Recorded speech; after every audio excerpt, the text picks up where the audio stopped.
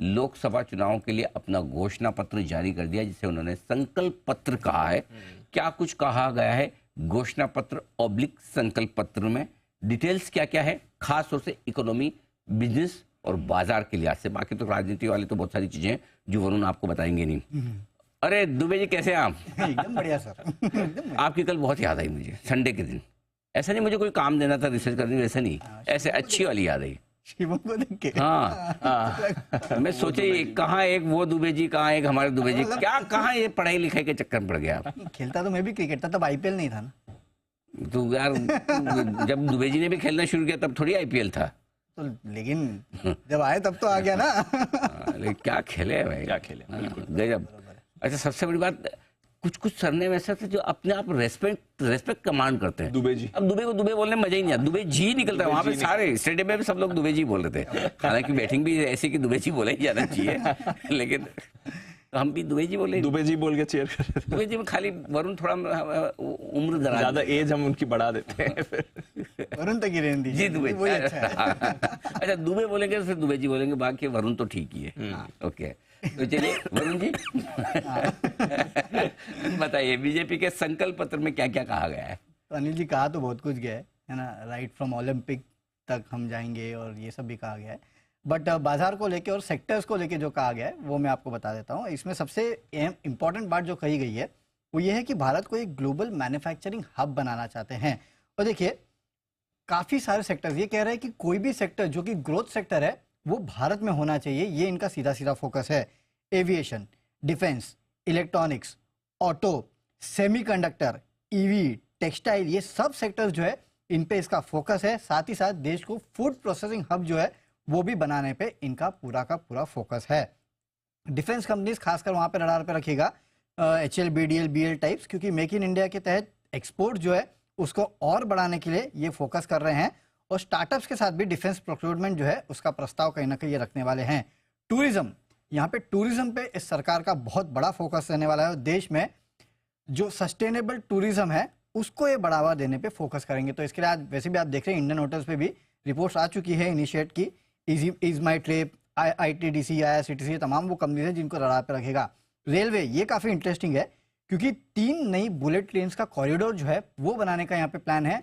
South में, north में, यहाँ तो ऑलरेडी हो चुका है, ईस्ट में, इन सब जगहों को बुलेट ट्रेन से ये कनेक्ट करने वाले हैं। साथ ही साथ वंदे भारत जो है, वंदे भारत, अमृत भारत, नमो ट्रेन जो है, इनको और भी चलाया जाएगा। अगर आप देखें तो मेट्रो में भी वंदे मेट्रो ट्रेन जो है वो चलाने की ये बात कर रहे हैं। कवच ट्रेन प्रोटेक्शन पे ये काफ़ी फोकस करने वाले हैं। HBL पावर एक स्टॉक है, इसके चलते यहाँ पे रडार पे रखेगा। API फार्मा, विश्व की फार्मेसी जो है उसके रूप में भारत को स्थित करने की यहाँ पे प्रोसेस, यहाँ पे विचार कर रहे हैं। तो तमाम फार्मा कंपनीज जो है वहाँ पे फोकस रखेगा। इंफ्रास्ट्रक्चर जैसे कि EV charging, metro, road safety, इस पे फोकस करने वाले हैं। हाईवे डेवलपमेंट पे फोकस करने वाले हैं। तो जो उसको रिलेटेड कंपनीज है जैसे कि CSC, Tata power, BHEL, Subros, यहाँ पे नज़र रखेगा। सिटी गैस डिस्ट्रीब्यूशन कंपनियों पे नज़र रखेगा क्योंकि इनने अपने मैनिफेस्टो या फिर संकल्प पत्र में ये कहा है कि पहले हमने लोगों के घर घर गैस सिलेंडर पहुंचाए थे, अब हम लोगों के घर पे पाइप गैस पहुंचाना चाहते हैं। तो याद रखिएगा, इसका फायदा अगर किसी को होगा तो IGL, MGL और गुजरात गैस, ये तमाम वो कंपनीज है जिनको होगा।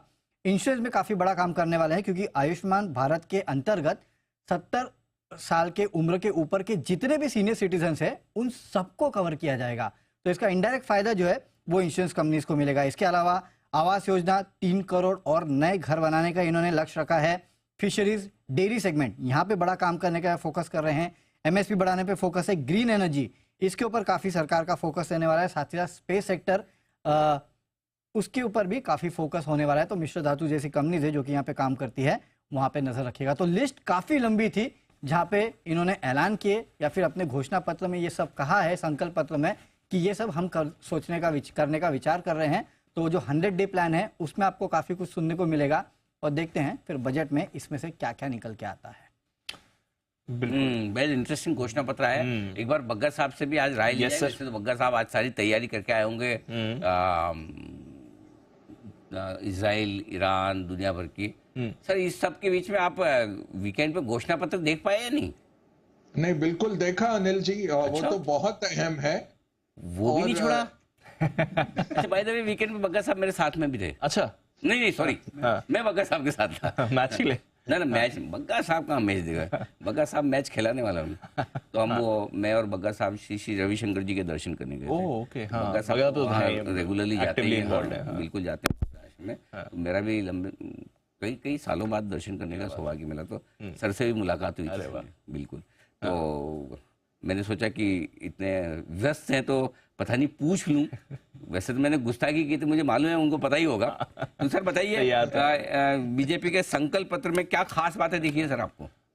ये अनिल जी जो बहुत अच्छा टाइम बीता आपके साथ, और ये जो घोषणा पत्र अनिल जी कंटिन्यूटी है, तो जो कहते भी आए हैं किया भी है, पहले उसका ब्यौरा दिया गया पूरा, और फिर आगे जो विकसित भारत को बनाना है, देश को उन्नत बनाना है, उसकी तरफ काफी फोकस है। और ये जो फोकस है कॉम्बिनेशन है कि सेफ्टी नेट भी दिया जाए गरीब तबकों को, तो जो 80 करोड़ लोगों को मुफ्त राशन चल रहा है, या लखपति दीदी जो बना रहे हैं कि 3 करोड़ महिलाएं लखपति बन जाएं, इस तरह के स्कीम्स। साथ में जो वरुण कह रहे थे मैन्युफैक्चरिंग का बहुत बड़ा फैलाव करना, और देश में एम्पावरमेंट लाके, एम्पावरमेंट कैसे कि स्किल करके जो नवयुवक हैं उनको स्किल करके ग्लोबल सप्लाई चेन का हिस्सा बनाने में, तो बहुत सोच समझ के ये घोषणा पत्र किया गया। और मैं कहूँगा काफी मैच्योर है कि फ्रीबीज नहीं है, बट सेफ्टी नेट है, मैन्युफैक्चरिंग पे फोकस है, इंफ्रास्ट्रक्चर कैपिटल गुड्स पे फोकस है, और भारत को विकसित बनाने पे बहुत जबरदस्त फोकस है। और पीछे भी जो निकल के आ रहा है मीडिया में अनिल जी के, सारे कमिटी ऑफ सेक्रेटरीज पहले 100 दिन के प्लान बना के तैयारी कर रहे हैं कि जब नई सरकार बनती है तो जुलाई ऑनवर्ड्स किस तरह से पहले 100 दिन का क्या फोकस रहेगा, और फिर अगले 5 साल का और 2047 तक का एक रोड मैप। तो वो कंटिन्यूटी दिख रही है, ये मार्केट को बहुत पसंद आता। आज ये इजराइल ईरान के कारण हमारे मार्केट में थोड़ी बिकवाली, आई थिंक वो भी टेम्पररी होना चाहिए। अगर वो बिगड़ती नहीं स्थिति तो ये पचा लिया जाएगा। जियोपॉलिटिक्स अगर याद करें अनिल जी, यूक्रेन के टाइम हमने बहुत एनालाइज किया था कि 3 से 7 दिन में पचा लिया जाता है मैक्सिमम, ये इस तरह का जियोपॉलिटिकल रिस्क। बट यूक्रेन ने इसको तोड़ा कि कई महीनों तक कमोडिटी प्राइसेस बढ़े रहे, जिसके कारण हमारे मार्केट्स गिरे। बट फिर एंड में देखिए ऑल टाइम हाई फिर से मार्केट्स ने बना लिया। तो ये तो चलता रहेगा, सेंटिमेंटल इश्यूज आते हैं मार्केट्स में, तेल की खामियों का इशू है। और इसमें बहुत एक अच्छा बात की गई अनिल जी के जल्दी से जल्दी एनर्जी के मामले में हम आत्मनिर्भर बने। तो ये बहुत बड़ी चीज है, क्योंकि 85% तेल अभी हम इंपोर्ट करते हैं।